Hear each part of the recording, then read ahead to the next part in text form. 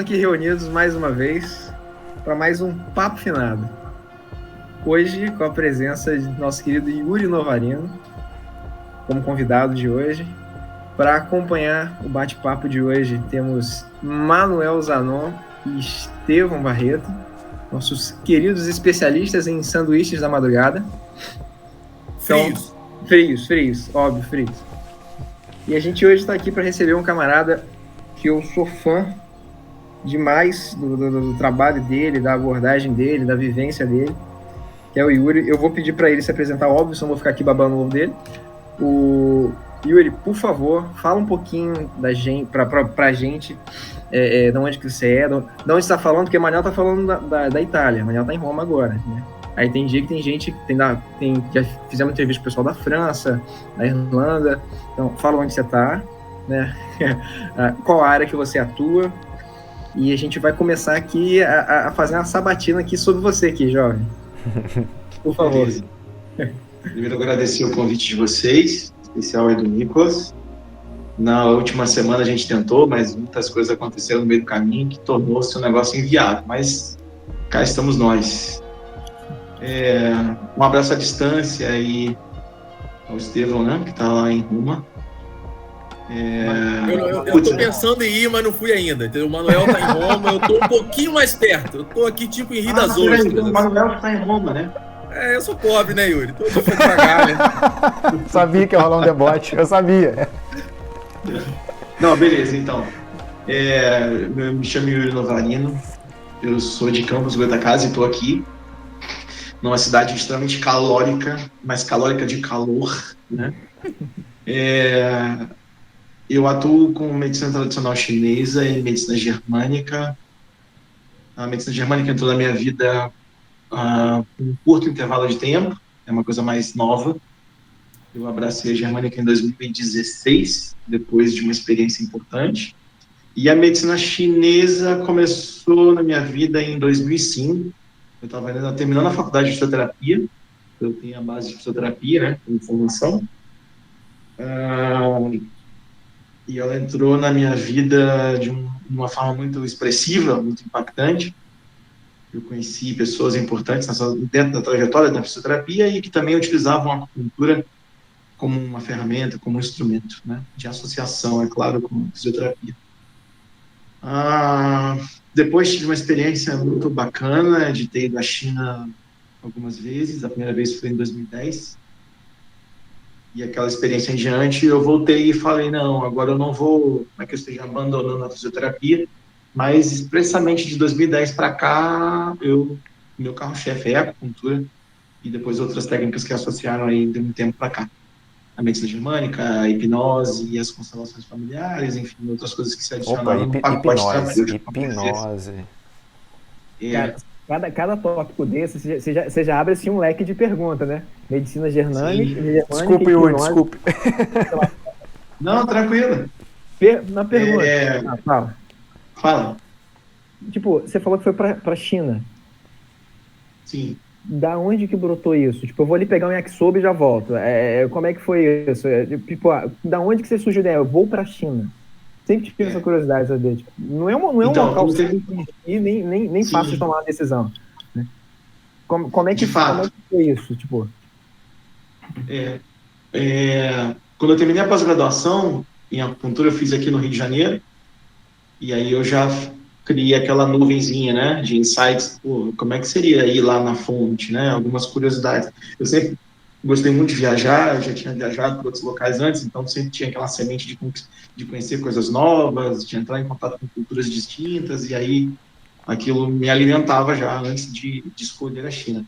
E aí eu conheci um cara, o Tristão, que é meu padrinho de casamento, né, virou padrinho de casamento, e ele é pneumologista, mora em Búzios, e esse cara me alertou, me mostrou algumas coisas que ele já tinha ido algumas vezes na China, desde a década de 90. Ele, né, foi para adquirir conhecimento de medicina chinesa, é claro, e depois também começou a levar alguns grupos para estudo e alguns grupos para turismo.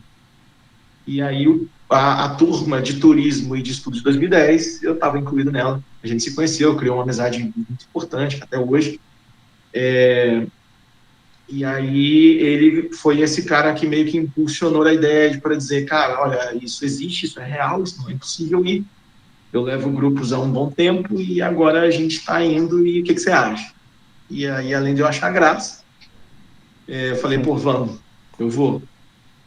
E aí juntei uma grana, porque o dólar era muito mais em conta do que hoje, é claro, né? Era 2 e pouco, enfim. Mas tinha um tempo, né? A gente ia ficar lá um tempo bom e deu tudo certo. E é claro, a própria cultura chinesa, não no aspecto somente da medicina chinesa, mas no aspecto social, no aspecto evolutivo, no aspecto de cidadania, enfim, ele é muito peculiar, ele é muito diferente do nosso.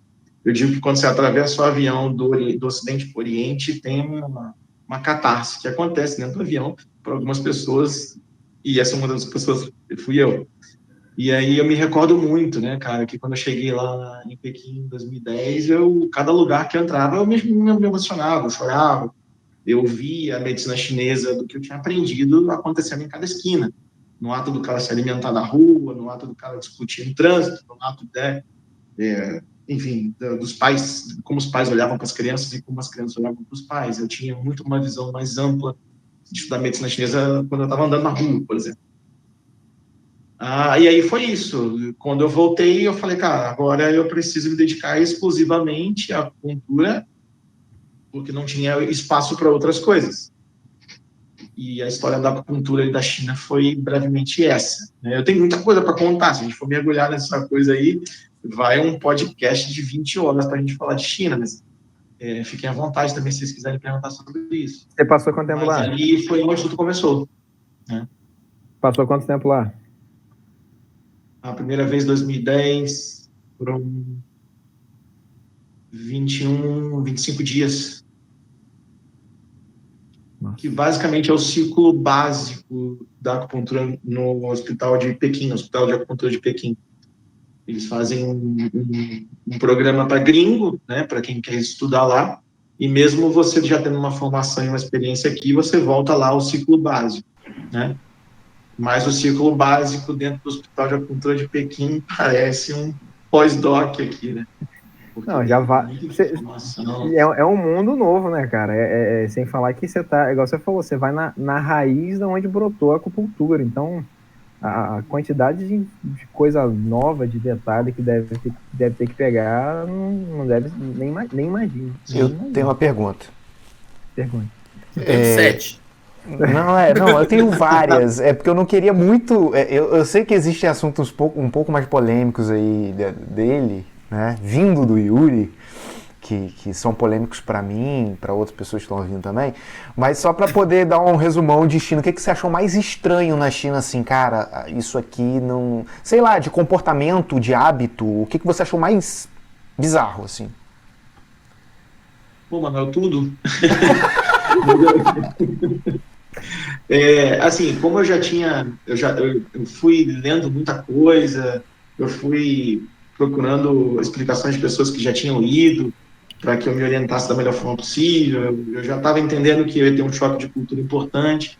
Esse choque de cultura dura, sei lá, 3, 4 dias.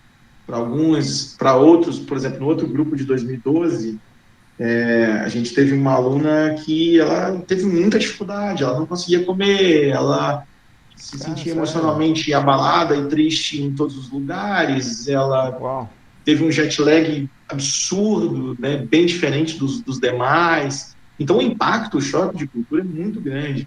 Mas assim, coisas esquisitas, né, ou diferentes que eu tenha visto, eu vi muita coisa, mas coisas que chamaram a atenção. A cultura chinesa, eles têm uma coisa que a medicina chinesa traz consigo, que é o livre fluir das coisas. Então, você não experimenta muito a impotência de ter que frear um movimento, por exemplo, orgânico, visceral, seu, né? Então, foge dos padrões nossos, mas assim, o ato de cuspir nas ruas, cuspir no elevador, cuspir no local fechado, né? É algo que não é que assuste, mas você fica meio, tipo assim, cara, Causa estranheza. Estranho. Aham. Eu tô assustado aqui. Só pra... Quando eu fui na França, eu vi o pessoal andando com pão, com um paninho embaixo do sovaco, guardando dentro da pasta cheio de papel, sem embrulho. Esbarrando em todo mundo. E vai embora, né? Ele pegou o metrô, o cara pegava o paninho, abria a pasta, jogava ali dentro e ia embora. Mas ele não embrulhou. E no meio dos papéis. Tipo, põe embaixo do sovaco e sai andando, sai da padaria. Causa estranheza. Deixa eu fazer a primeira pergunta, então, pro Yuri. Qual é a tua formação religiosa? Pra gente começar a juntar as pontas desse quebra-cabeça que tá ficando interessante. Ok. Esteve a minha formação. Se é que você tem alguma, né? Que também às vezes a gente nem tem. Esse em qual meio? Assim, a base familiar é católica, né? Não é um católico fervoroso, não é um católico ortodoxo, nada disso. É um católico, vamos dizer, praticante das orações noturnas, que foram passadas, né, da minha mãe e tudo mais, e às vezes, domingo de manhã ir à missa, que era uma coisa que eu achava muito chata, né? Era entediante para mim. E aí, mais ou menos, sei lá, com uns 12, 13 anos, minha mãe já não conseguia, né, empurrar para isso.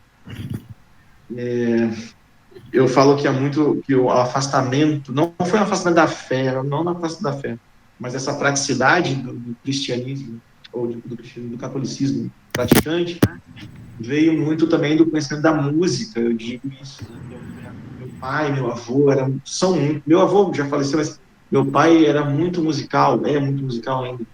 Então eu comecei a escutar muita música e sempre veio muito com rock clássico, e o rock clássico tinha uma crítica grande já em cima disso. Não à igreja, mas aos padrões mais conservadores, e tinha uma dificuldade, né?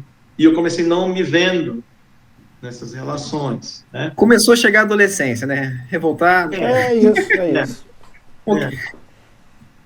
E aí depois, um belo dia chegou até mim o Livro dos Espíritos, e eu achei curioso, né?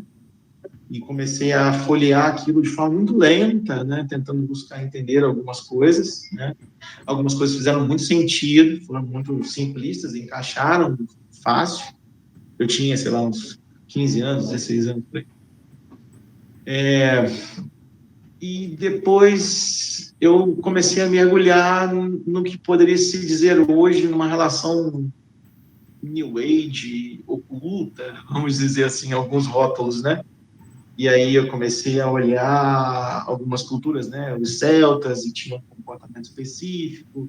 Eu comecei a olhar para o hinduísmo com uma certa afinidade, tinham coisas que eu achava muito legal. Mas, assim, hoje, o Yuri hoje, né? O que ele acredita? Eu acredito em tudo, eu acho que até mesmo pela profissão e pelos relatos que os pacientes dizem das suas próprias experiências, me coloca num não julgamento de qualquer coisa que ele esteja contando, né, para mim. Mas, assim, hoje, vamos dizer, eu tenho algumas leituras novas da Cabala, que me fascina bastante, principalmente essa relação dos números, e um pouco... Vamos dizer assim, acho que se encaixa bastante. Não vou aumentar num rótulo, não, tá? Mas eu acho que o kardecismo tradicional, mais simples e mais cru possível, vamos dizer que atende ao que eu acredito, ao que eu acho que me cabe num processo meu mesmo, né? Eu não sei se eu respondi isso, não, mas não, é isso aí. Respondeu? Claro. Respondeu. O engraçado, vou fazer um comentário rápido, Yuri, desculpa te interromper, sim. Mas assim, legal do Yuri é que as perguntas muito simples têm uma explicação bem completa e você não fica floreando, você fez o começo, meio e fim, estou elogiando, sua resposta é completa, mas sempre tem, a gente já podia ter entrado em outras 7 perguntas aí, porque você abre um leque, cara. Você fica assim, eu tô aqui assim, eu fazer uma temporada pro Yuri, velho. Eu quero perguntar muita coisa, eu não sei mais o que eu perguntar. Anota, tô anotando, vai. Muito bom, Yuri, muito bom. Começamos muito bem. E vou só terminar aí no raciocínio, né? E assim, quando eu mergulhei na medicina chinesa, a base da medicina chinesa é toda filosófica, né? E a filosofia vem com o berço do taoísmo chinês, do taoísmo filosófico. E aí, quando você olha, se você for olhar a Gênese e for olhar o Tao Te Ching, que é, vamos dizer, a base do taoísmo, nossa, parece que uma página encaixa na outra, assim. E eu comecei a olhar outros aspectos religiosos que também têm a mesma relação. Então, o que é o Yuri hoje? Eu vou dizer, vou fazer a integralidade, né? Vou subir em cima do muro. Universal assim, do reino de... Brincadeira, parei. Reino de tudo, do reino de tudo. Do reino de todos. É de tudo e de todos. Porque no fundo, vamos combinar que no fundo, né, é tudo a mesma coisa. São formas diferentes de falar da mesma realidade, né? Algumas culturas mais antigas, né? O Yuri está falando da cultura oriental chinesa, 7.000, 8.000 anos.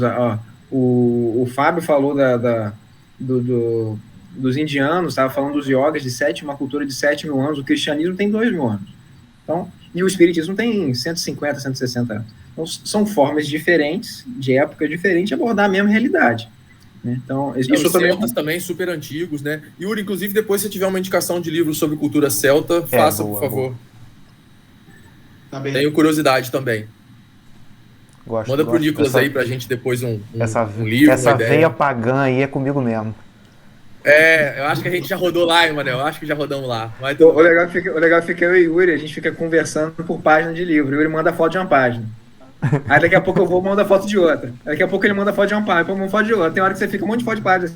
Já leram, já tá um livro lido. Se juntar, faz um livro bacana, né, Jali?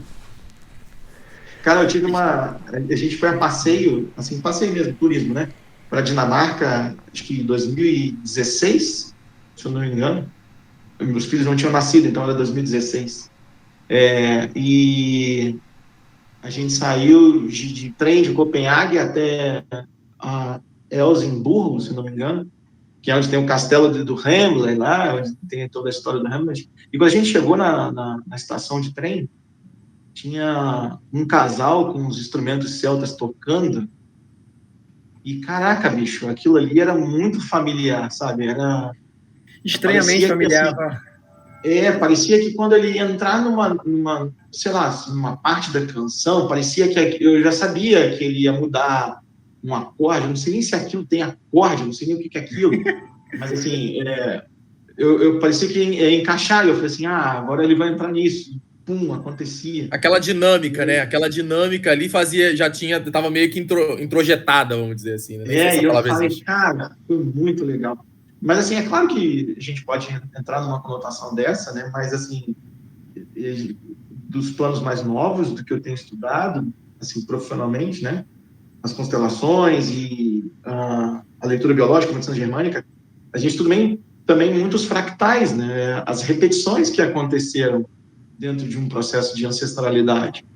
Aquilo não é cru, né? Isso já vem, né? Você vai ver... sei lá, os filhos também fazendo algumas coisas que vão lembrar os avós e pessoas que vieram antes. E o mais legal é que isso é matemática, né? Você vê lá a geometria fractal. Eu ia perguntar isso agora. É calculado? É sistema binário, os caras conseguiram botar isso no binário, né? 1 e 0, 1 e 0, e aparecer no computador, e vai formando. Então, tipo assim, antes que caía numa utopia danada, né? Numa percepção, né, de ocultismo, ou de, isso é espiritual, né, tudo mais. Mas, putz, cara, hoje a gente já coloca isso em cálculo, né, em coisas palpáveis, né. Claro, o desenvolvimento da tecnologia, né, dos instrumentos, né, que fazem a ciência ajudar nesse processo. Mas, caramba, isso é muito legal.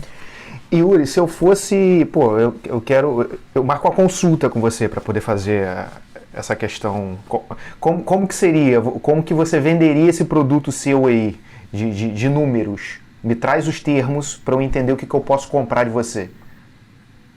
Isso é muito curioso, e essa pergunta é muito boa, porque assim, até 2013, vamos dizer, as pessoas falavam assim, vai lá na acupuntura do Yuri, né? Aí, tipo assim, era o carro-chefe, era a acupuntura do Yuri. Aí de um tempo pra cá tá engraçado, porque eles falam assim, vai lá no Yuri que o Yuri vai tentar te ajudar de algum jeito. Vai então, no Yuri. Lá o Yuri vai te passar um chá, vai botar umas agulhas em você, é o curandeiro, the healer, o pajé. São vários processos, né? São várias técnicas. Eu tô confusaço aqui, eu quero entender um pouco mais. A primeira vez que eu fui no Yuri, que eu fiz uma consulta de acupuntura com ele, foi do caramba, porque, tipo assim, a gente sentou, ficou 1 hora conversando, daqui a pouco ele... Vamos botar agulha, essa é a parte mais fácil. Ou seja, a consulta, né, entre aspas, tinha começado, tipo, a gente conversando, foi, passou o horário, e rapaz, já passou 1 hora. Mas vamos lá, vamos botar agulha, que essa é a parte fácil. Né? Ou seja, tem alguma coisa a ver, Yuri? Eu lembrei de um termo chamado medicina holística. Tem a ver com o que nós estamos falando aqui ou eu viajei? Tem a ver total. A gente faz um paralelo, né? Vamos dizer, da medicina materialista, né? Newtoniana, que foi toda separada, né? Estudada. Cartesiana, né, mano? Cartesiano, né? Depois me lembro de contar a história de René Descartes, vocês vão morrer de rir. Aí, e também um modelo holístico que a gente sempre cai numa frase clichê de dizer é a forma de ver o ser humano como um todo, né? É meio romântico isso, né? Mas, na realidade, o holismo eu não vou dizer que é o exemplo, não vou dizer que é o futuro de tudo, mas eu acho que se tornou grandioso quando você consegue associar de forma paralela e ao mesmo tempo integrada essas duas propriedades, né? Você deixa de olhar Newton e começa a olhar a mecânica de partículas, começa a olhar a física quântica. Você começa a não olhar mais para a medicina anatômica, de anatomia, de bioquímica, e começa a olhar campos morfogenéticos, seria a tradução de fluxos de energia, né, que já foi comprovado, né, pela ciência.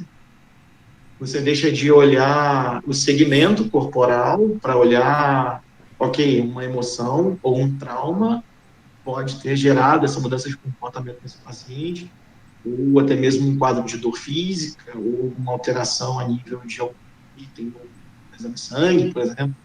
Então, não gosto de usar essa coisa de olhar de forma ampla, mas o holismo vem num conceito de integralidade muito importante e que hoje, para a sociedade, é o que mais acolhe, vamos dizer assim. Ou o que acolhe, vamos dizer. Não, completamente. Pro espiritismo ele fala que é a medicina integral, né? Que olha justamente a parte física, né? Pro espiritismo somos seres humanos encarnados, nós estamos na carne. Então, não adianta só olhar a carne. Você vai deixar o psicológico, o mental, né? O espiritual ainda vai ficar faltando. Mas também não adianta só focar no espiritual e esquecer que você está na carne. Você sempre vai focar metade. Ou você encara você como um ser integral que atua fisicamente, mas também você atua, né, na base dos sentimentos, você tem as reações orgânicas de acordo com o que você pensa, com o que você age, com o seu comportamento, ou seja, olhar você de uma maneira, do ser humano de forma integralizada, de maneira holística. O espiritismo, ele aborda isso e adota isso total. A pessoa chega lá, vim no centro espírita me curar, vou tomar só passe e água fluidificada. Não, você vai no médico, você tem que ir no médico, fazer o tratamento, mas também fazer um acompanhamento religioso, seja em qual religião for, né, tratar, verificar esse lado mental, esse lado espiritual da pessoa. Faz uma terapia que dá uma ajudada. Faz uma terapia, exatamente. Vai cercando, né, todos os lados, né? Porque a gente nesse momento, a gente está e age sobre todos os lados, né? Fisicamente, psicologicamente, socialmente. Então a gente tem que se tratar por todos os lados. Não faz sentido isso, né? A gente fica focado em um ponto, achar que a gente é uma máquina. Agora ele falou, olhar só o orgânico, o biológico. Tá aqui, eu sou um médico, vira um mecânico, né? Eu vou aqui ajustar uma dobradiça, alguma coisa aqui, coloca e que vai funcionar. Não é bem assim, né, João? As medicinas integrativas, aí entrariam todas, né? As mais arcaicas, as primitivas ou as mais recentes, elas têm uma explicação muito bacana naquele livro da Joana de Ângeles, O Homem Integral. O Homem Integral. Ali ela consegue fazer...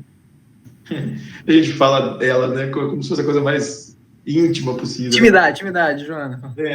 Mas, assim, ali tem os paralelos que estão escritos ali, e essas relações explicam muito bem.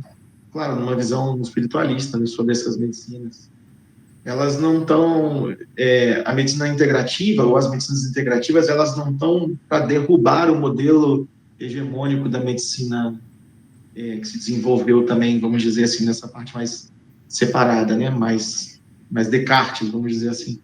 Mas sim como com fórmulas primitivas, né?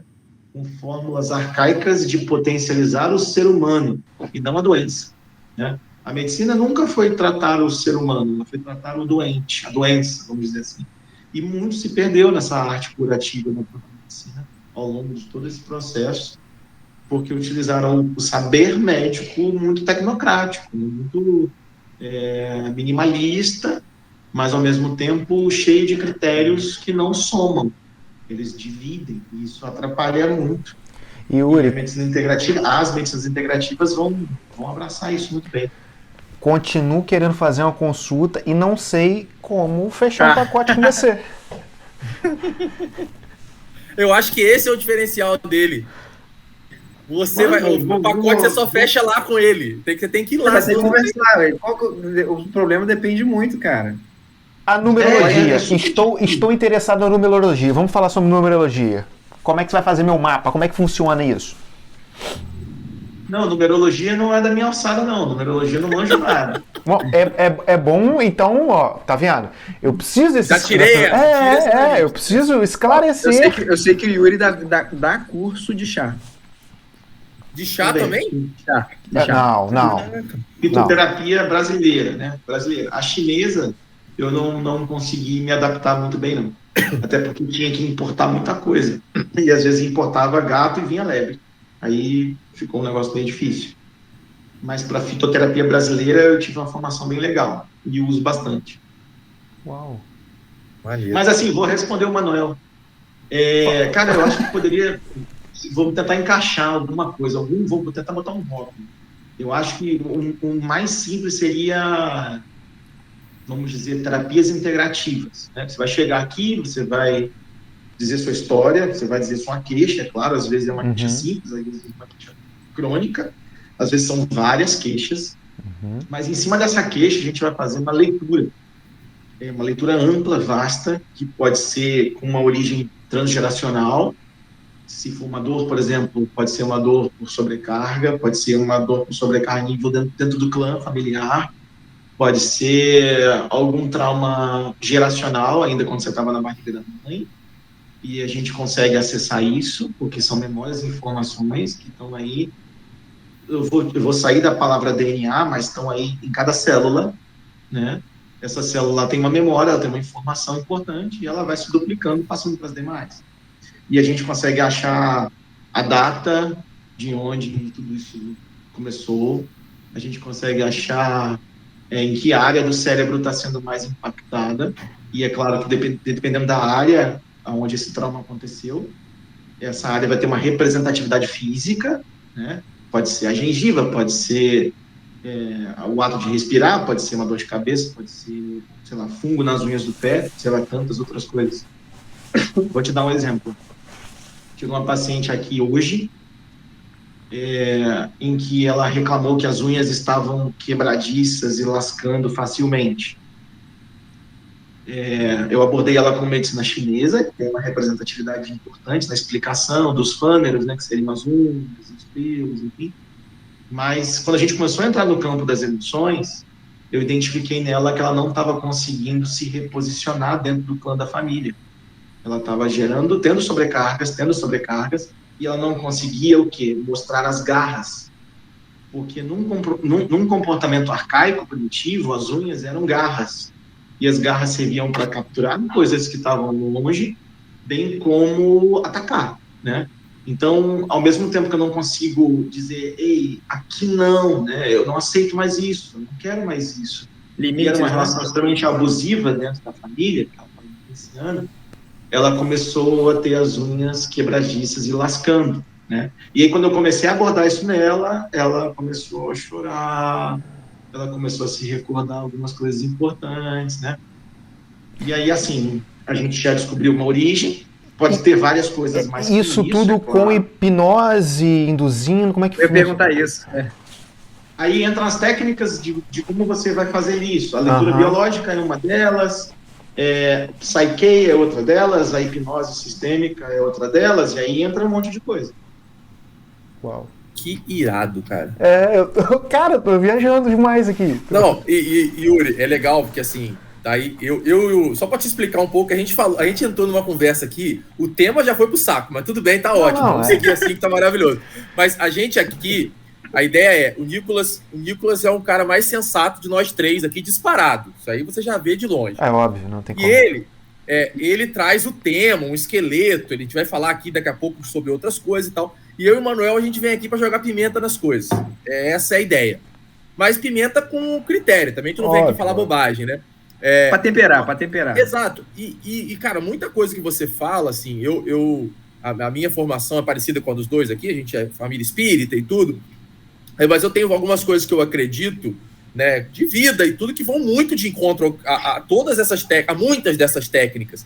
Mas, cara, o jeito que você explica, a forma que você coloca, o preconceito, o que eu tenho aqui de barreira sobre uma série dessas coisas é preconceito, porque eu não sei, não estudei. Então, assim, um negócio que eu não sei e falo que eu não concordo é uma idiotice completa, né? Porque eu não sei, mas é aquela coisa do preconceito. E aí é muito legal porque dá uma quebrada. Eu vi na cara de Manuel, assim, algumas coisas que a gente tem um preconceito, né, cabeça? Assim, óbvio. Que a gente não viu. Então você tá explicando de uma forma tão... que pode ser até que eu estude e fale, pô, Yuri, legal, mas pra mim eu não quero e tal, que aí cada um sabe o seu caminho, mas é muito legal porque tá acessível, sabe? Eu acho que esse papo aqui tá trazendo temas que são muito complexos, que parece assim, o cara vai lá pra ficar botando agulha. Não é isso, você tá indo muito mais profundo, só que, porra, se você for sentar numa linha filosófica, talvez ficasse longe pra gente conseguir. E, porra, muito legal que mesmo de assuntos que aparentemente, se você perguntasse isso pra mim uma semana atrás, eu falo assim, essa porra aí... Mas eu gosto de processos, ele tá conseguindo explicar os processos, então isso facilita. Então, o que eu acho legal, justamente lá na clínica, né, do Yuri, da esposa lá, é justamente que eles abordam eles têm essa abordagem natural, tranquila e fluida sobre os assuntos, né? O Yuri, na hora que você vai, igual eu falei, a gente chegou lá para fazer a consulta, ele não chegou, deita na maca ali e vamos começar a botar as agulhas. Não. Chegamos, conversamos, e nessa conversa ele só vai pensando o que ele precisa. Vai pensando o que ele precisa. Quando ele terminou de fazer a anamnese dele de maneira muito tranquila e muito fluida, né? Aí que ele falou, agora deita ali que agora a gente vai botar a agulha. Deixa chegar botando a agulha, você tá aqui, eu sou acupuntura, vou tacar a agulha em você. Você tá aqui para receber, igual você falou. Eu comprei o produto da acupuntura, então você vai receber agulhada, tá aqui. Vou tentar trazer para minha realidade. Nem sempre o que o cliente reclama de problema no computador é realmente o problema que está no computador. Jamais. É como o arquiteto eu falo, o cliente nunca sabe o que ele quer. Eu falo, ele sabe o que ele precisa agora. Ele não vai saber traduzir tecnicamente o que ele quer. A gente tem que ler a pessoa. Entendeu? Então é isso que eu acho maneiro. O comentário do Estevão é muito relevante, porque eu também tenho uma série de vou entrar, né, como você disse, né, de preconceitos. Tem coisas que eu não domino, não conheço, e aí você faz um pré-julgamento em cima disso aí, naturalmente, né? Então, isso realmente acontece. Mas, assim, por exemplo, fazendo uma leitura muito superficial, tá? Sem profundidade alguma, mas em cima de nós quatro aqui, discutindo assuntos importantes, né? Se vocês observarem, são quatro, biologicamente, né? No processo de macho e fêmea, são 4 machos, 4 homens, né? Em que são 3 que usam barba, e um que não, né? O que não sou eu. A minha finalidade dentro do meu clã familiar é utilizar uma energia mais feminina. Uhum. Porque em algum momento nos meus antepassados, a expressão do macho defensor de território, do macho que caçava, já existiam muitos que faziam isso, né? E hoje eu precisava frear, então eu venho com uma potência de energia mais masculina, mais feminina, mais yin. E vocês três usam barba, é claro que tem uma questão estética, tem uma questão de gosto pessoal, isso é claro, isso não tem uma regra para isso. Mas na leitura biológica dessas expressões de comportamento, tem uma relação mais dos homens, com uma necessidade de expressão dessa vitalidade masculina, de defender os territórios, de colocar as estacas para proteger o clã da família, para criar uma potência, um movimento a nível dos ancestrais, a nível da família atual, de uma predominância mais masculina, porque foi muito muito feminino lá atrás. Então, eu hoje preciso cultivar estereótipos ou comportamentos que defendam o meu clã. E aí, essa relação da barba, né? Existe esse acesso também, por exemplo, tô me consultando com você, tá? Tô ali deitado na maca, como disse Nicolas. Essas conversas de outras realidades, aquilo que eu vivi antes dessa vida, existe esse acesso através das suas técnicas? Como é que funciona? Acrescentando uma pergunta na pergunta de Manel, você faz hipnose de regressão à vida passada? É isso! Ok. Vou responder uma e depois a outra. Sim, a gente consegue fazer esses acessos. Às vezes esses acessos, através da própria conversa, eles acontecem e o paciente ele não percebe que ele está envolvido nessas temáticas, né? Isso, assim, é claro que você pode utilizar algumas ferramentas dentro da hipnose para fazer com que esse cara entre num conflito e esteja falando sobre o conflito, e depois você sai do conflito e ok, né? E assim, o que você fez? Você trouxe do inconsciente para o consciente, ele viu, ele falou, ele ouviu, ele entendeu. Isso já é altamente terapêutico, em termos de expressão de resultado, né? Então, assim, o que está acontecendo muito, eu tenho usado cada vez menos agulhas e conversado muito mais, né? Isso está acontecendo bastante. Eu espero que isso não... sei lá, esperar isso também é tão difícil, mas eu não gostaria de deixar a acupuntura, né? Mas de vez em quando vem esses insights assim, né? Cara, você está cada vez usando menos a acupuntura e os resultados estão cada vez mais expressivos e melhores. Então, eu acho que é uma coisa informacional. A palavra, ela é enviada, né? A gente sai através de uma resolução de pensamento, claro, você está envolvido, mas essa palavra, ela pode ter um efeito placebo, que vai ajudar as pessoas, ela pode ter um efeito nocebo, e aí é deletério, ela atrapalha bastante, né? E, assim, tem um estudo super legal de um biólogo chamado Bruce Lipton, que ele diz que the main brain, né, o cérebro principal, não está no núcleo da célula. Ele até matou alguns núcleos da célula e a célula viveu por 72 horas. E o cérebro está na membrana, né, que ela faz contato direto. Então, assim, o contato pessoa a pessoa, de forma terapêutica, você com as ferramentas certas, você consegue acessar essas informações, você consegue, com muito respeito, muita destreza, tirar o paciente do conflito. Eu sempre uso uma frase de um amigão meu, Rafael Livramento. Ele diz que o paciente só vai até onde você já foi. Então, se você coloca pré-julgamentos, se você coloca várias questões muito técnicas e não deixa se envolver pelo tema do paciente, você trata numa superfície, né? Ou você mergulha junto com ele e ajuda ele de uma forma mais que ele precise mais, ou que ele já tenha passado por outras técnicas e não conseguiu obter um êxito, né? E sobre a hipnose, sim, a hipnose ela é muito vasta em termos de tanto de aplicabilidade como formas, né, técnicas dentro de um processo de hipnose. Eu uso muito a hipnose sistêmica, porque eu trabalho junto das constelações, então eu trabalho muito com a hipnose sistêmica dentro dos campos familiares. O que é hipnose sistêmica? O que é hipnose sistêmica? Traduz pra gente, por gentileza. Okay. Hipnose sistêmica é você, através da técnica, diminuir uma frequência cerebral desse paciente, jogar ele num baixo de hertz, sem que ele durma. É claro, ele não pode dormir. Isso vem através de conversa. Você está conversando com ele e as coisas estão acontecendo. E você extrair dele os conflitos específicos a nível da família. E reposicioná-lo de acordo com o clã familiar, ou fazer com que ele se sinta mais acolhido depois de um trauma que ele tenha passado, seja ele por um abuso, seja ele por violência, seja ele por escassez de alimento dentro do clã familiar, enfim, tem tanta coisa. Isso é uma hipnose sistêmica, né? E a hipnose que vocês disseram de botar o cara lá no passado, né? Que virou regressão, hipnose né? Tiveram vários mitos mais em cima disso. É algo muito simples, não tem uma relação tão, assim, que gere medo, que gere nada disso. Você só vai reconstruir cenas, né?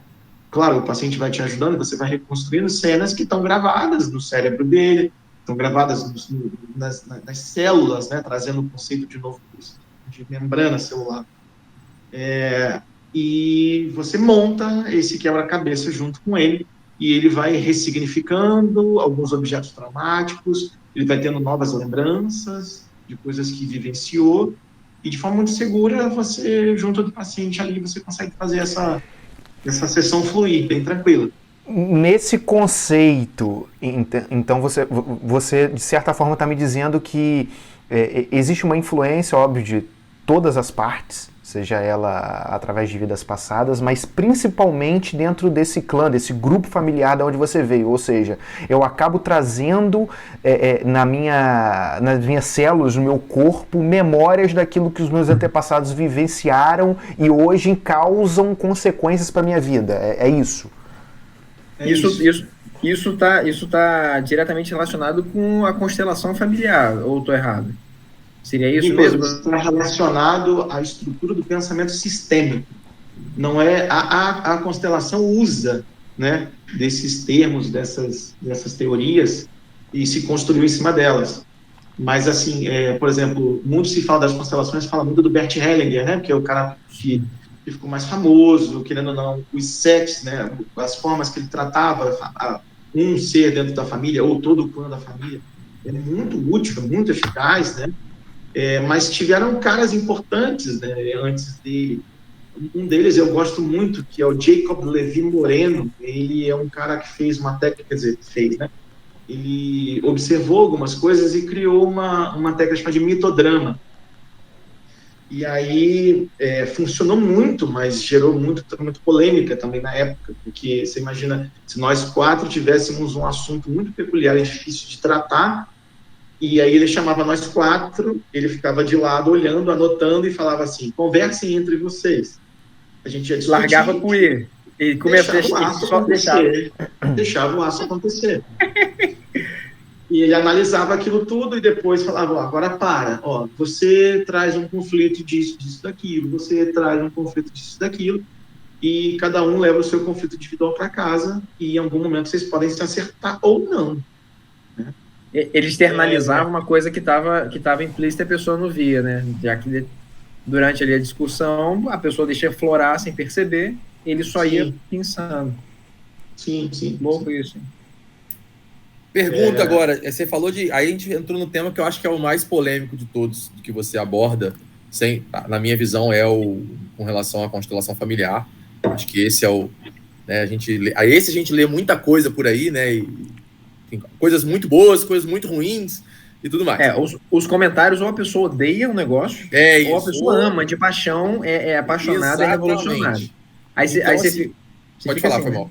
Não, perdão. Aí você fica sem saber para onde recorrer, né? Exatamente, assim, é louco. E aí, assim, eu entendi errado, ou alguns sofrimentos que acontecem e coisas boas que acontecem são de responsabilidade dos meus ancestrais? Ou não. São por... qual é o... Me explica a lógica aí para mim, que esse é um negócio, esse é difícil de eu encaixar. Eu sempre explico assim, Estevão. Você está num teatro, no palco, e tem uma luz em cima de você, você está contracenando sua vida lá sozinho. E aí você tem o livre-arbítrio, você tem a capacidade de assumir o seu dia, assumir as suas coisas, criar suas possibilidades, reformular questões individuais para que dê certo. Você já identificou que tem padrões que são difíceis, enfim. E tem uma luz lá, que a gente pode dizer que seria o guia, seria a sua essência, seria algo divino, enfim, que ilumina a sua vida. Okay.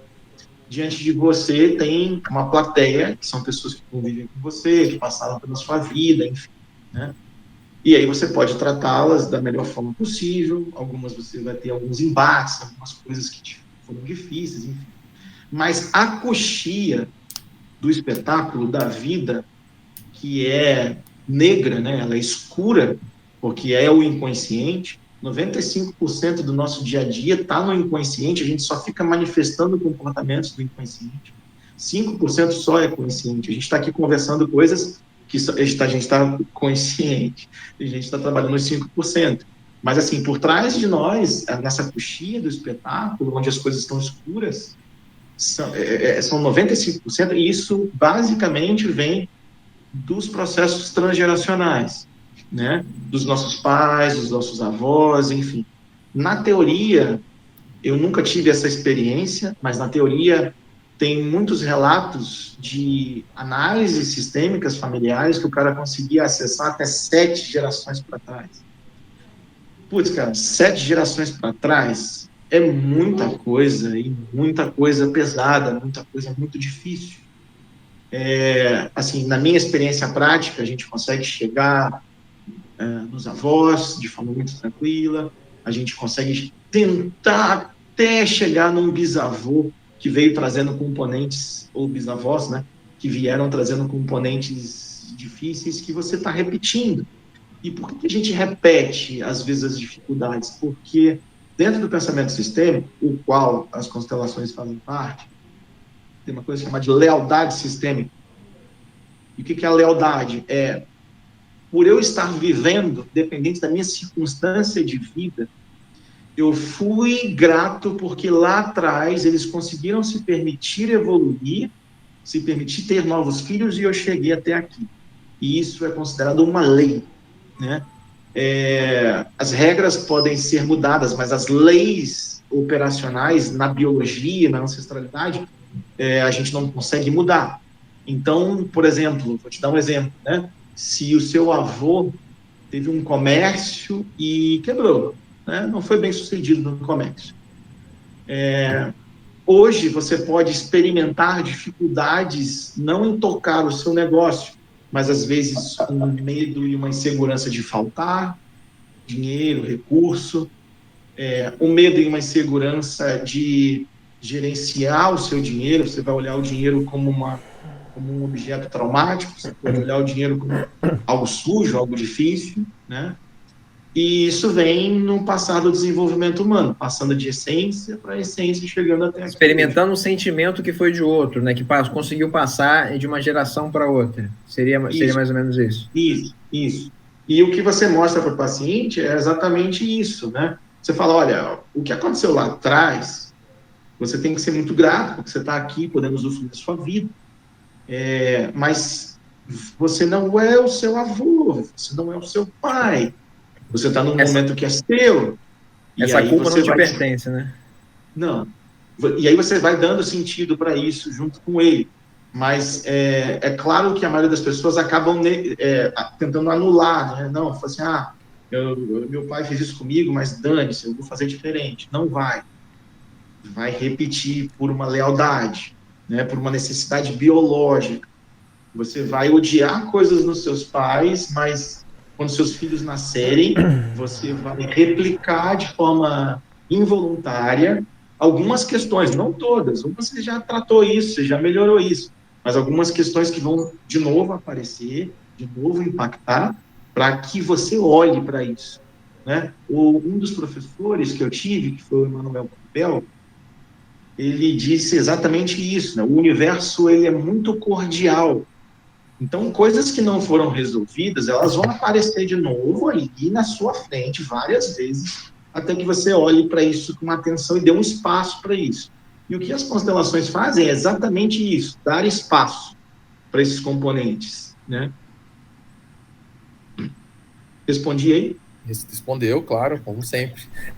Assim, esse é um tema, acho que, bem complexo, assim, porque ele envolve muita coisa, né? Porque se você for analisar, você está falando aí de comportamento, de relação social, de trauma, de... Tá então, trazendo várias situações, né? inclusive, que dentro do espiritismo é extremamente comum, né? Porque a gente acaba vivendo dentro do ciclo familiar, daquela mesma estrutura, com as mesmas pessoas, então é tudo... Repetindo padrões que muitas vezes, quando você fala de tataravô, pode ter sido a gente. Então, quando você lembra de um padrão... Yuri, a gente precisa trocar uma ideia no privado depois, cara. Eu tô vivendo uma fase da minha vida que...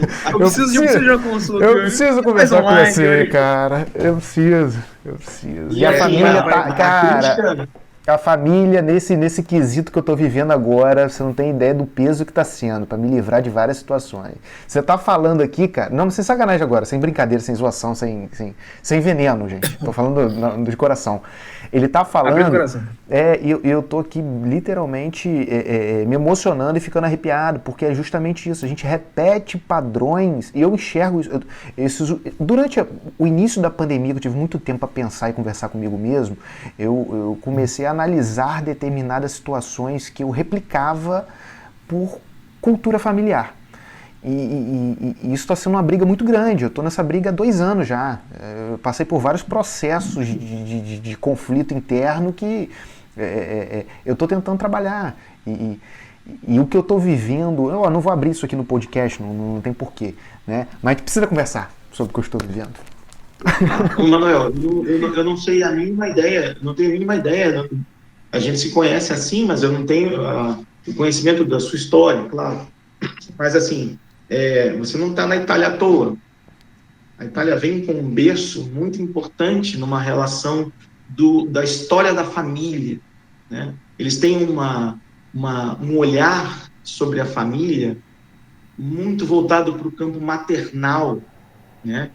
Então, as expressões da mama, aquilo, até o movimento, né? A mulher manda aqui, cara, é isso. Esse é o ponto. Porque assim, na psicogenealogia, que é uma outra história, é uma análise de por que o cara está usando barba, por que o cabelo está comprido, por que a tatuagem foi feita naquele lugar, enfim. Mas nos trejeitos, né, esse ato que eles fazem muito, né, na Itália, eu me permito ir mais segurando e sempre trazendo de volta. E essa é a análise do comportamento. O cara tá reclamando, eu quero que você faça, mas eu não permito porque isso é meu, né? Então, o cara dá uma fechada com o outro no trânsito, aí ele manda um cacto, não sei o quê, e vai gesticular desse jeito, e isso é muito familiar, isso vem num processo, né, histórico, vamos dizer assim, arraigado num aspecto da família para toda a Itália, especificamente de Roma, não sei qual é o motivo que você está aí, mas eu tive em Roma também, é um lugar que tem um peso histórico em cada esquina. Você tropeça na história a cada esquina. E, assim, é claro que hoje, eu indo como turista, eu vou sentar lá do lado, naquela Praça de Espanha, lá, que aquilo é muito gostoso, com o pôr do sol, e vou me alimentar daquilo culturalmente. Mas ali a chapa já queimou muito, ali já foi muita turbulência, já foi muita dificuldade.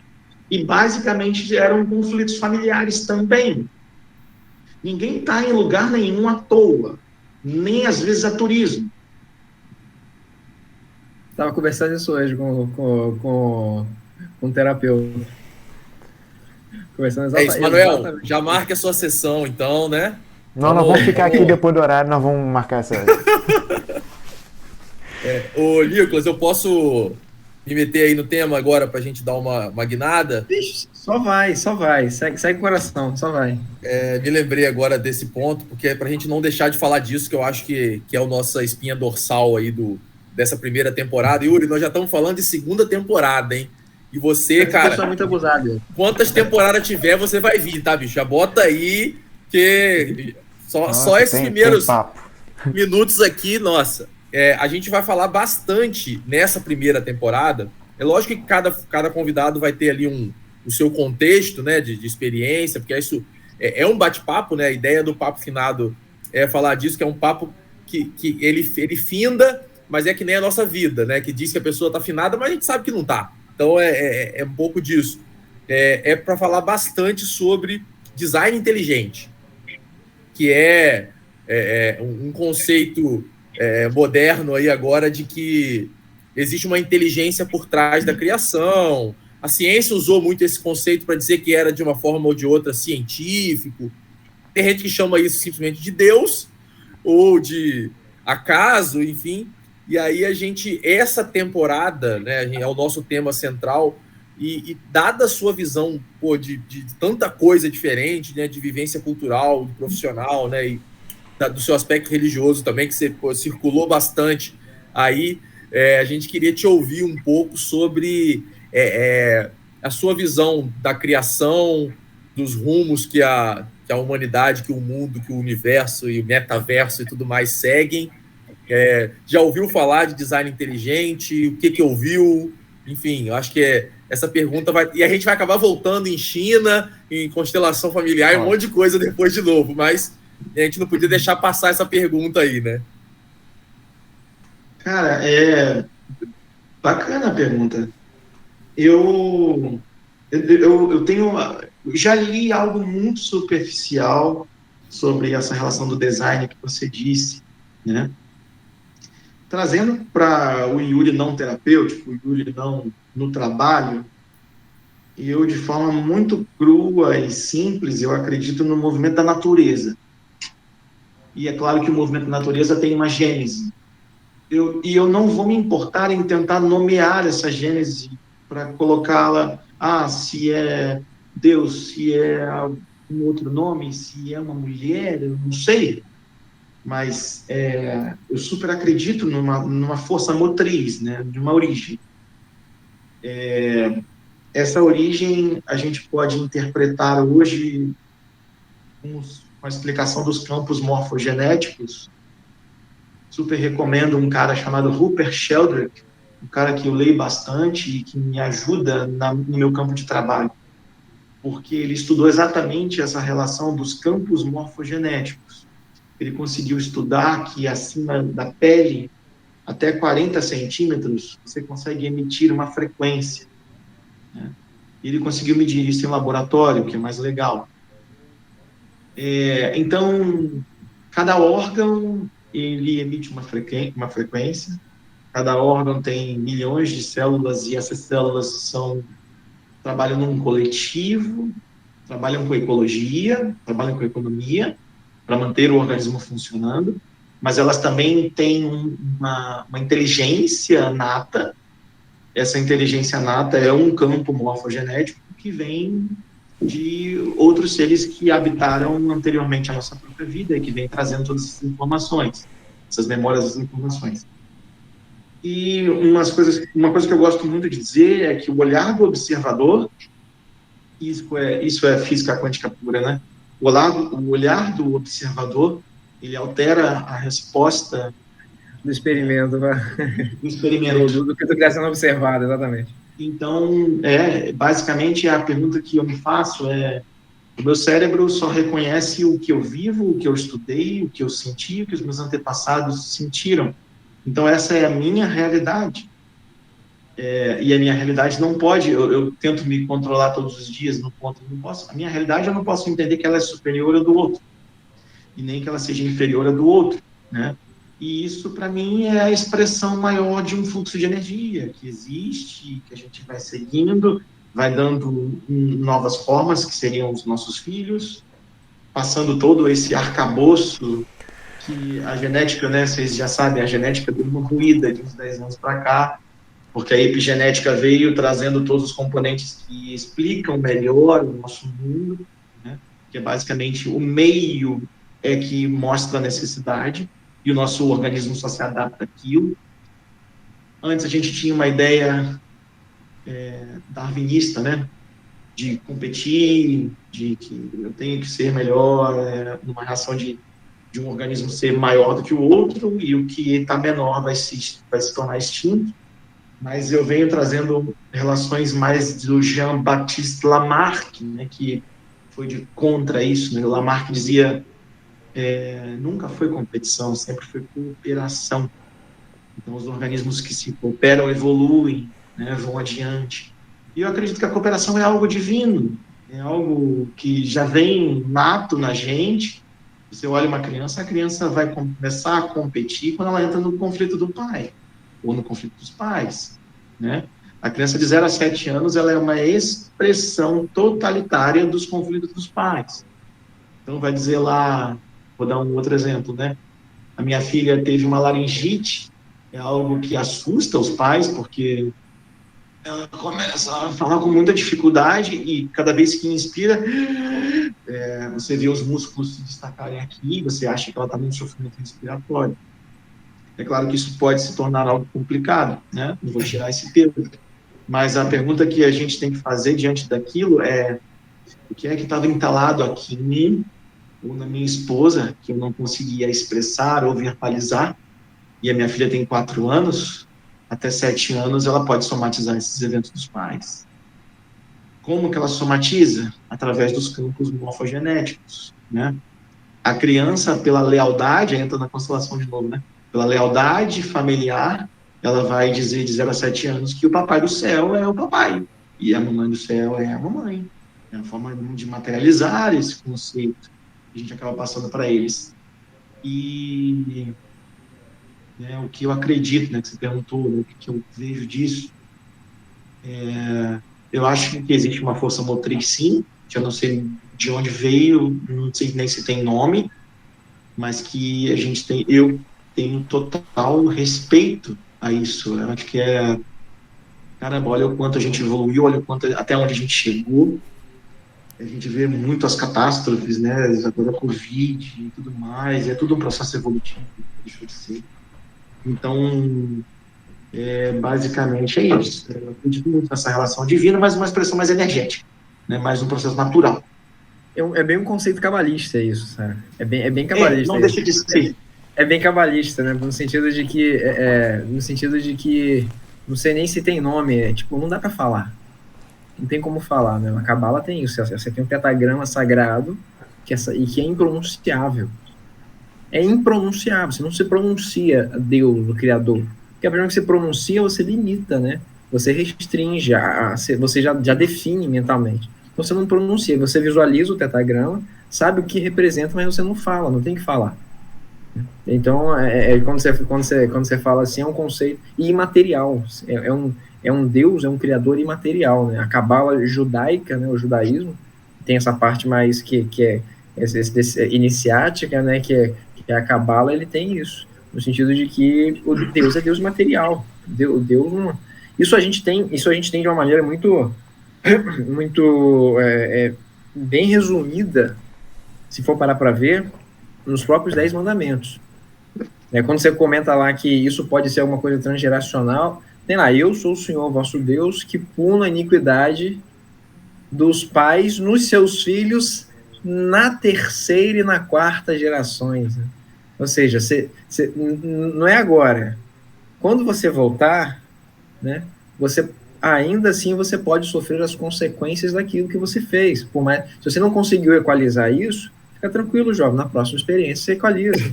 Né? Além disso, para complementar, existe a consciência unitária da humanidade, né? Nós, como humanidade, se você quiser acreditar, como a gente aqui acredita que já tivemos outras experiências aqui, nós estamos também pagando comunitariamente pelos erros humanitários que nós tivemos. Porque eu acredito bastante também nisso, na questão da evolução individual, claro que é a nossa responsabilidade, mas a evolução coletiva também. Nós temos que contribuir como exemplo, como relação social, para que o coletivo desenvolva. Porque se vocês... Não, eu vou aqui ser perfeito, vou evoluir sozinho aqui, não existe isso, né? O Yuri beijo, falou valeu, cedo. Galera. Beijo, valeu, galera. Tô indo. O Yuri falou, a relação, é isso aqui, né? É a membrana, né? Do nosso campo mórfico, magnético, do jeito que a gente quiser nomear, com o outro. E isso impacta, né? Porque o lixo que eu jogo no chão, ele não vai poluir a minha atmosfera, né? Ele vai poluir a Terra inteira, o universo inteiro, que eu quero habitar ele, talvez, daqui a 200 anos, 300 anos, né? Vou precisar, né? E meus filhos, meus netos e eu, talvez, como meu próprio bisneto. Tem que torcer, né, para voltar, né? Porque tá difícil. E isso leva a gente a falar de outras mil coisas, né? Da evolução dos mundos, que a gente pode pensar que o Yuri falou aí, cara, há 7 mil anos, há 8 mil anos, o que a gente tinha de tecnologia, de desenvolvimento de sociedade, cara, a gente andou, a gente falou disso acho que no primeiro podcast com o Marco, né, que estava falando de química, o que a gente andou em 10 mil anos, talvez a gente não tenha andado em 4 bilhões, sei lá, né, tal, porque assim, em 10 mil anos o que a gente teve de salto, aí pensando em vida, né, de vida do que a gente entende aqui. Então, pô, olha como é que a gente tem uma responsabilidade coletiva, eu acho que o Yuri tá falando, mesmo que você pode falar assim, cara, constelação familiar para mim ainda não encaixa muito e tal, mas se você for pensar que a gente também é uma família humanitária aqui, nós temos essas responsabilidades precedentes, individuais e coletivas, temos de responsabilidades individuais e coletivas. Então. Não desamarra a história não, Yuri, não tem como a gente desamarrar essa história de jeito nenhum, né? A gente pode ter apenas visões, que é o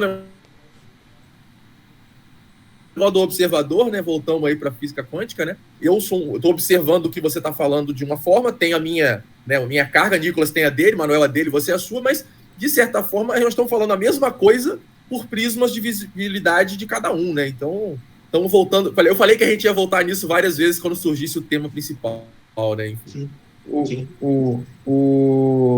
O cristianismo em si, né, até mesmo nos textos bíblicos, né, ele aborda bem essa questão da caminhada, né, seja evolutiva, né, no questão que a gente fala da criação, do design inteligente, né, ou até mesmo na questão da evolução da mente, né, no espaço-tempo, nessa questão da cooperação e da questão da correlação, né.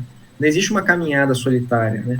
Não existe um cenário onde a gente esteja isolado, né, numa gaiola de Faraday, onde necessariamente a gente não está sofrendo influência, seja de observadores, né, ou no processo que já estão mais à frente, e de observadores que estão na mesma posição nossa, e de outras pessoas que estão na retaguarda, né? Aí a gente pode olhar tanto do âmbito físico quanto do âmbito, aí agora falando espiritualmente, tanto da população encarnada, tanto da população desencarnada que coabita conosco. Então, são uma série de fatores que se interligam profundamente, né? Então, a gente age, né, e sofre influência, né, ininterruptamente. Não existe mente, em qualquer estágio evolutivo que ela esteja, que não esteja sob o processo de influência e que não esteja sob o processo de influenciação, né?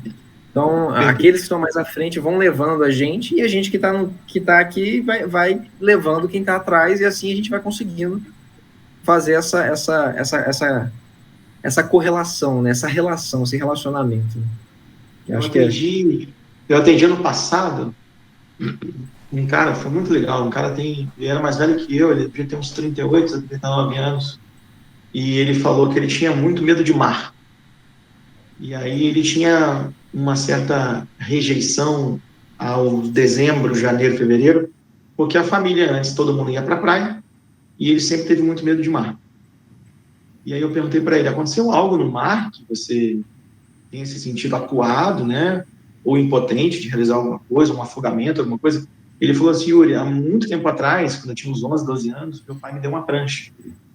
E eu estava brincando com meu primo, eu tomei um caldo, e na hora de levantar, a prancha estava aqui, a cabeça dele ficou aqui, e o primo subiu em cima da prancha.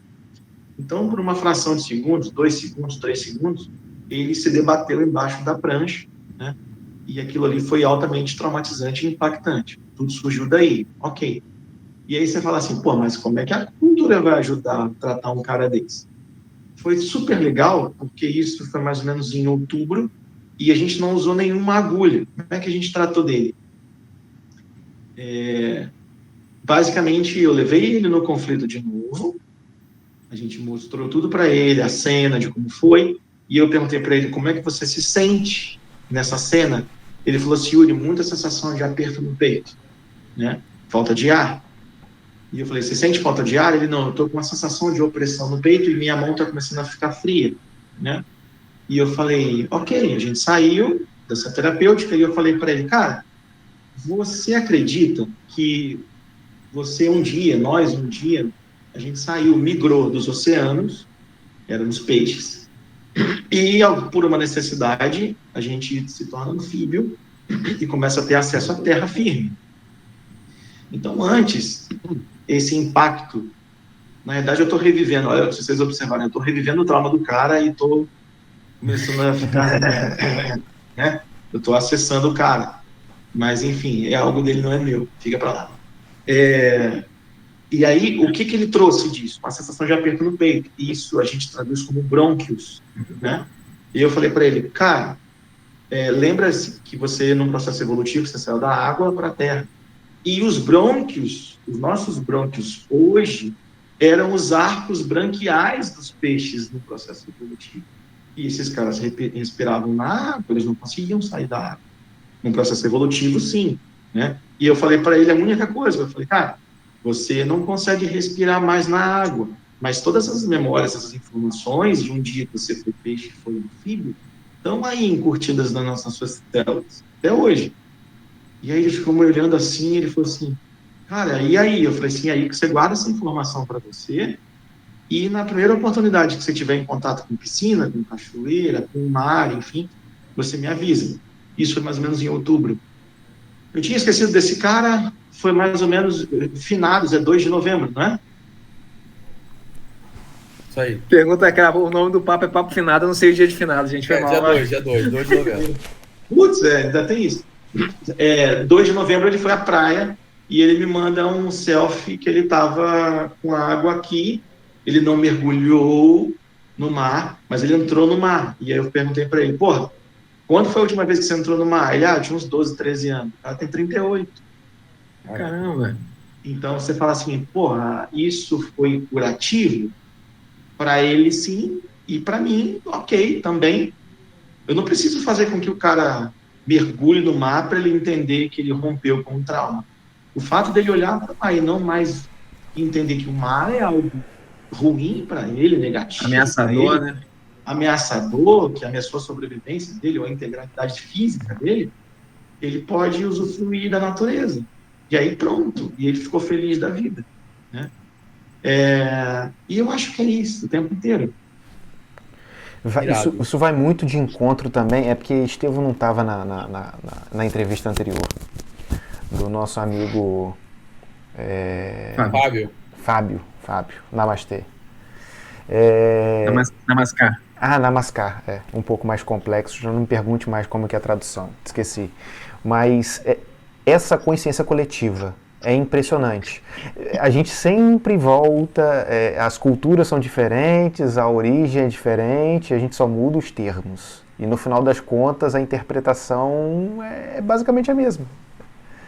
É o que o Estevão acabou de falar, é o que o Uri está falando, é o que o Fábio falou, é o que o Marquinhos, nosso químico, falou, é impressionante. Nosso químico quase ateu, né? Que ele é um químico quase que ateu, que fala de consciência coletiva entre os átomos e as células. Impressionante. Aí, e foi legal, Yuri, até, eu não posso ficar dando muito spoiler, mas você vai assistir os episódios. Mas o Marco é um amigo nosso, né, que é químico, mas acredita em Deus, mas não muito. Enfim, tem um conceito bem bacana até de Deus, que você vai ouvir lá no primeiro episódio, mas ele falando da consciência coletiva dos elétrons. E você acabou de falar aqui da consciência coletiva, da sua relação com o paciente, e eu lembrei aqui da nossa como humanidade, e é a mesma coisa. A mesma coisa. Então, é só nome diferente. Muda os termos, exatamente. Se você for pegar a sua vivência com a vivência do Marco, com a vivência do Fábio, com a vivência do Daniel, né, os 4 que já tiveram aqui, são completamente diferentes, sabe? O Daniel é um agnóstico, biólogo, né, um cara cético total, mas extremamente espiritualista, tá, gente? Me surpreendeu. Exatamente, eu acho que isso foi o grande lance lá, e que são essas nuances de espiritualidade, que eu acho bacana, pelo menos a ideia nossa no podcast é trazer isso, essas nuances de espiritualidade. A gente teve a possibilidade de conversar com um químico que deu uma definição de Deus que eu não esperava. Aí depois a gente foi para um biólogo que também está fazendo pós-doc fora, completamente cético, mas que tem uma atitude altamente religiosa. Mas se perguntar a ele, religião, tá maluco, tá? Eu não tô aqui para isso, né? Isso não me interessa. Tô aqui para verificar. Ele faz genoma, ele destrincha genoma no computador. Então, eu não tô aqui para ver isso. Mas a vivência do cara é extremamente religiosa. Aí a gente foi conversar com um físico que é totalmente espiritualizado. Ele não é cristão, ele é yogi, aí vive na doutrina, mas fala a mesma coisa que você está falando agora. Ou seja, a vivência religiosa, acho que a ideia principal do podcast é essa, né? E a espiritualidade, ela não tem rótulo, ela não tem cara, ela não tem formatação. É possível viver religiosamente, né, e espiritualmente, em sociedade, principalmente, com o próximo, a relação com o próximo, e na relação do trabalho, seja eu no laboratório, seja eu atendendo um paciente, seja eu de uma maneira muito espiritualizada, muito tranquila, né? E sem necessidade por rótulo, sem necessidade de frequentar templo. Né? Exato. Acho que isso... Então, dando um spoiler aí, Yuri, já também, né? A gente tá pensando numa próxima temporada para falar das religiões, né? E aí eu tô na dúvida para qual que eu te chamo para falar. Já tô aqui. Talvez você tenha que vir nos 2 episódios. Porque, assim, os celtas é certo que eu queria fazer um episódio para você falar um pouco com a gente, assim. E da cultura chinesa também, né? Que certamente você vivenciou coisas com religião. Mas a conclusão que a gente chega... E eu tava ouvindo uma palestra do Clóvis Barros Filho, um filósofo bem, tá na moda aí no Brasil, né? Ele é um filósofo da modernidade aí, professor de filosofia e tal. E ele fala um pouco disso, que hoje, no fim das contas, a filosofia é simplesmente uma interpretação nova para a mesma coisa que Platão interpretou, que Sócrates interpretou, que Kardec organizou, que Jesus Cristo de alguma forma trouxe, sem fazer nenhuma hierarquia aqui, né? Que não é essa a nossa ideia, mas nós estamos chovendo num molhado, mas trazendo uma roupagem nova sempre para poder a gente conseguir andar, né? Porque a gente precisa desse estímulo. Então, eu acho que essa iniciativa aqui, que é a ideia de Nicolas, desse bate-papo, que a gente viajou em coisas loucas, diferentes, mas que falam da mesma coisa, e talvez quando a gente for falar de religião, nós vamos falar de 10 religiões diferentes, né? A gente quer trazer um pastor protestante, um padre, falar dos celtas, não é religião, mas, né, uma cultura, que de certa forma tem uma religiosidade embutida, dos hindus e tal, e no fim das contas vamos falar de praticamente a mesma coisa de novo, né? Só que com roupagem diferente, cultura diferente, que é aí que você falou no começo, né? Cada um com a sua vivência única, uns com barba, outros sem, uns com... né? Então, assim, é muito legal isso. E você pode pensar numa forma pragmática escrota, com perdão da palavra, mas é escrota. Então não precisa a gente filosofar, né? Não precisa, porque mas claro que precisa. Porque o jeito que você coloca e que eu recebo é diferente do jeito que o Marco colocou, do jeito que o Fábio colocou aqui. Então, a iniciativa dessa ideia aqui é que as pessoas recebam essa ótica. Porque talvez vá destravar alguma coisa dentro de cada um, pelo jeito que você colocou, destrave alguma coisa em alguém, que talvez o jeito que eu coloque não destrave e vice-versa. Então, eu acho que essa que é a graça da brincadeira é essa. É a gente falar quase que a mesma coisa em todos os episódios, mas com vivências diferentes, com visão diferentes, e ver que tudo circula. Tem uma ótica que diz que é tudo uma espiral, né? Nós estamos nessa espiral, que o universo é uma espiral, sim. Enfim. Sim. Não deixa de ser, né? Nós rodamos aqui, mas a gente não volta para o mesmo lugar, né? A gente volta um pouquinho melhor ou um pouquinho acima do que a gente passou, sempre para cima. Então, acho que esse que é a graça dessa brincadeira aqui. Tudo que sobe converge. Tem lá de Chardin. Interrompi alguém aí. Não, tudo que sobe converge, Teilhard de Chardin falava, né? Sempre que a gente coloca ideias de cunhos mais elevados, elas sempre vão bater na mesma coisa. Tudo converge. Essa relação da consciência coletiva, ou a gente pode trazer Jung também, né? Inconsciente coletivo.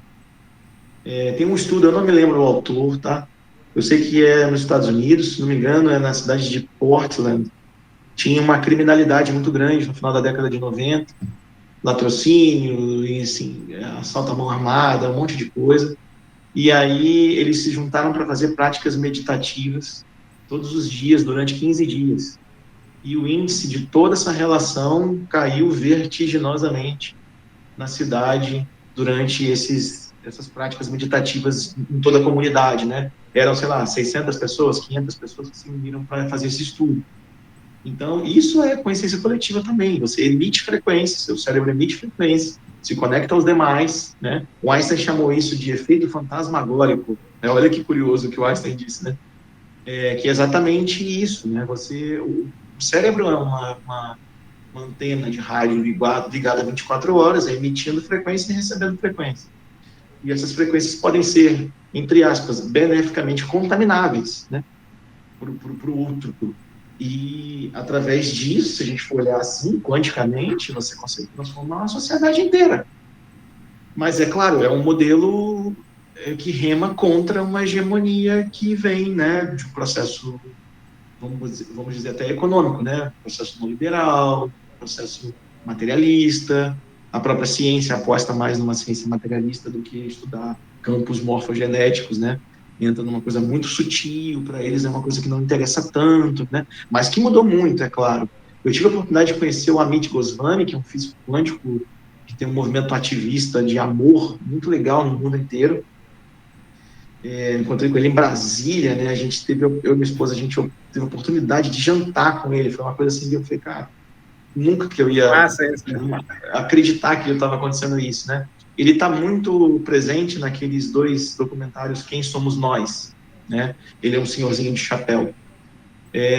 E o Amit fez um estudo que ele pegou um grupo de pessoas no Chile, um grupo de pessoas nos Estados Unidos, um grupo de pessoas na Inglaterra e um grupo de pessoas na Austrália, né?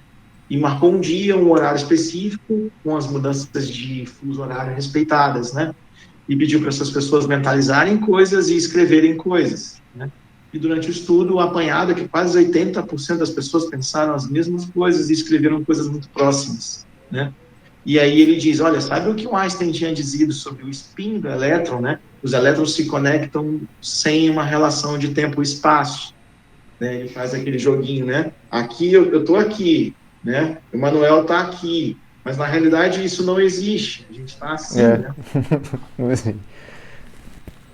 Então, esse campo, e a gente está falando aí de micropartícula, né, de átomo, de elétron, eles conseguem fazer esse efeito, o que o Einstein chamou de efeito fantasmagórico. Eles se conectam através de campos vibracionais, eles dão saltos, né, o que o Heisenberg chamou de saltos quânticos, né, e assim é também essa relação de consciente coletivo e as projeções das vidas, né.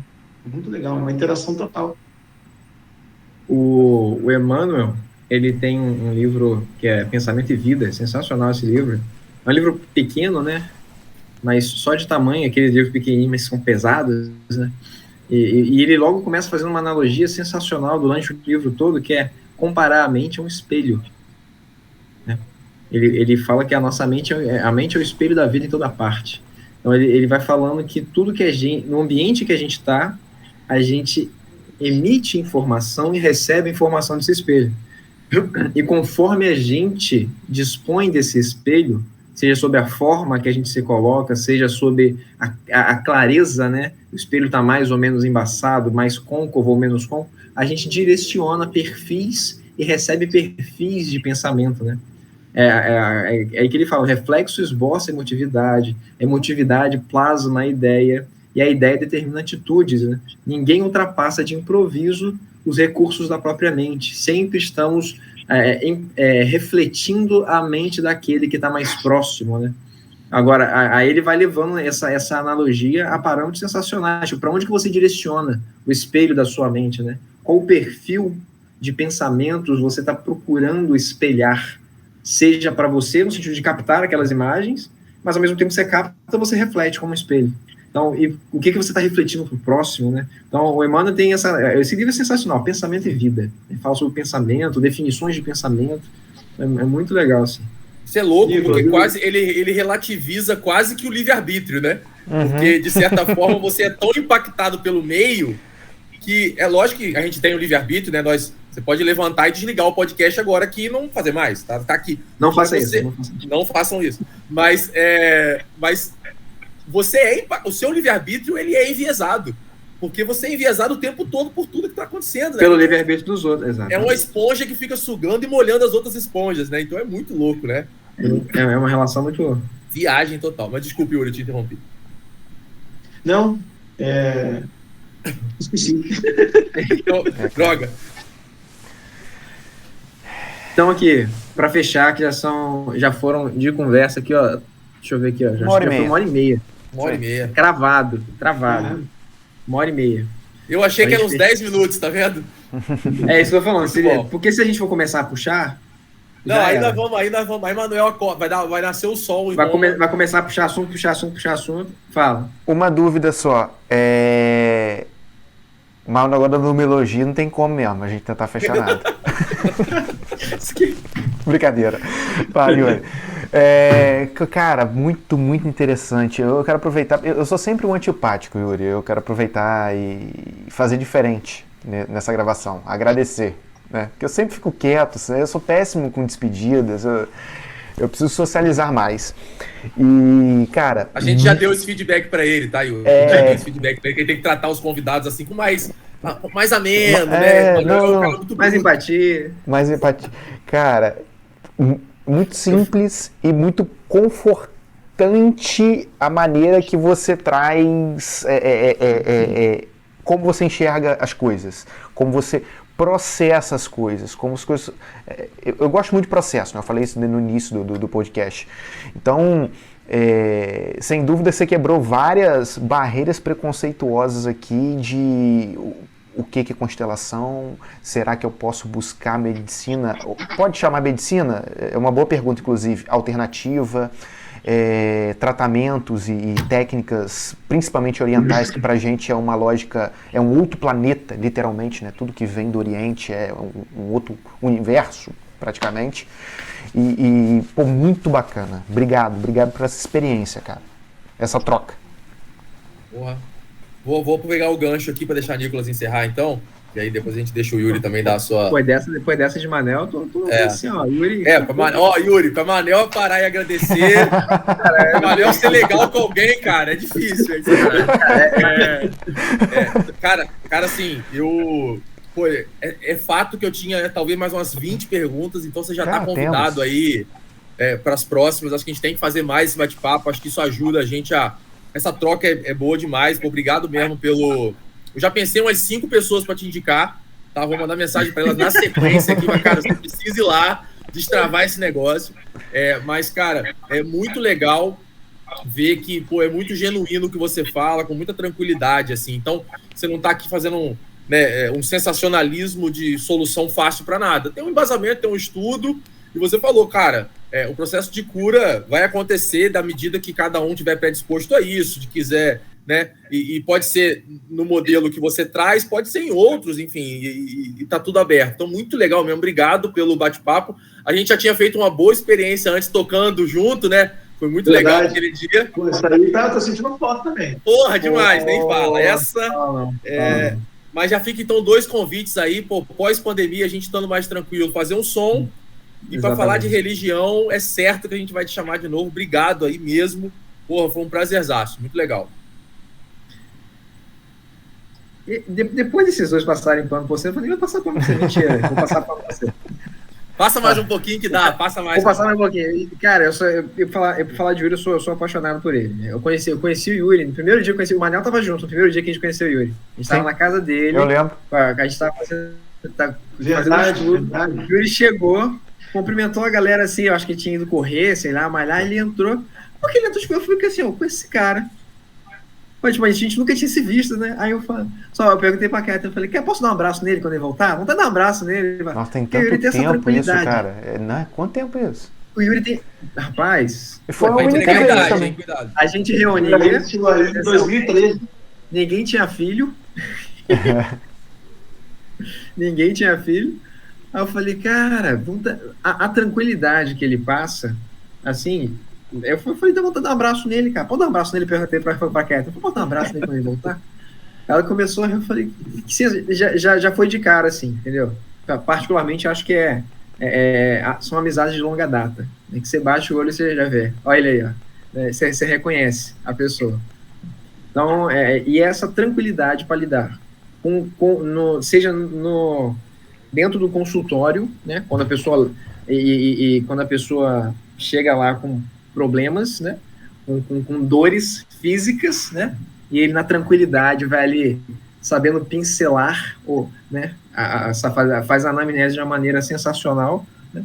Igual ele falou, nem sempre precisa de agulha, né? Nem sempre você precisa... Primeiro você tem que destravar um monte de coisa antes de mudar alguns conceitos, né? Alguns modos de ver. Então, eu acho essa fusão, né?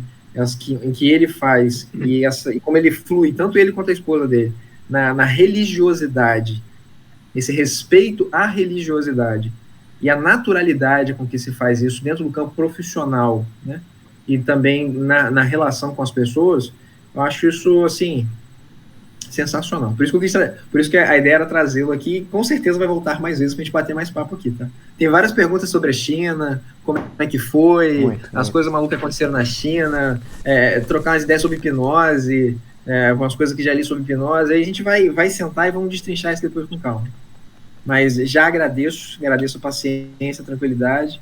E é isso aí, jovem. Obrigado mesmo. Obrigado por ter ficado e obrigado por quem ficou ouvindo, né? Até agora. Até o final, exatamente.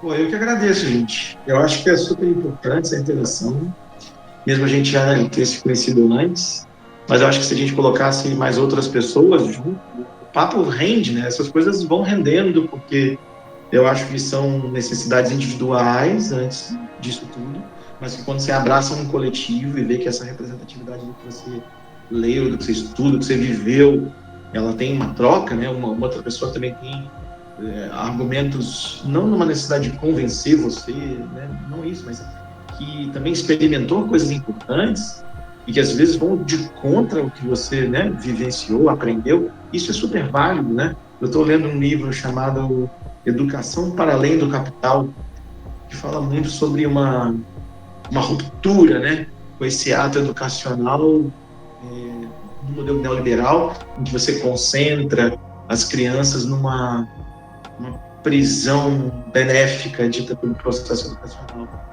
Mas é além daquilo, né? Eu acho que a experimentação, não estamos livres de nenhum trauma emocional, os traumas acontecem de forma repentina, e é claro que o seu organismo vai ter que dar conta daquilo de algum jeito, né? E aí todas essas teorias, elas se debruçam e ajudam muito nesse processo de autotratamento, ou de um processo de melhoria, seja de uma dor simples ou algo mais difícil, né? Um objeto traumático mais abrupto, né? Mais difícil. Mas eu que agradeço, é uma bela oportunidade de falar sobre o que eu leio, sobre o que eu vivo, sobre o meu trabalho, e adorei as perguntas, adorei as colocações individuais de cada um. Foi muito bom, eu que agradeço. Valeu. Maravilha. Obrigado. Valeu, gente. Então, ó, até a próxima. Obrigadão aí, se Deus quiser. Depois, se o Yuri permitir, a gente deixa os contatos ali do Yuri pro pessoal procurar, ver, por favor, saber onde fazer as consultas, tudo direitinho. A gente vai botar os links, faça a mínima ideia onde é, Manel, você se vira, ó, vou botar os links por aí. Tá. A gente faz essas referências aí. Maravilha. Obrigado, galera. Valeu, um abraço. Boa noite. Valeu.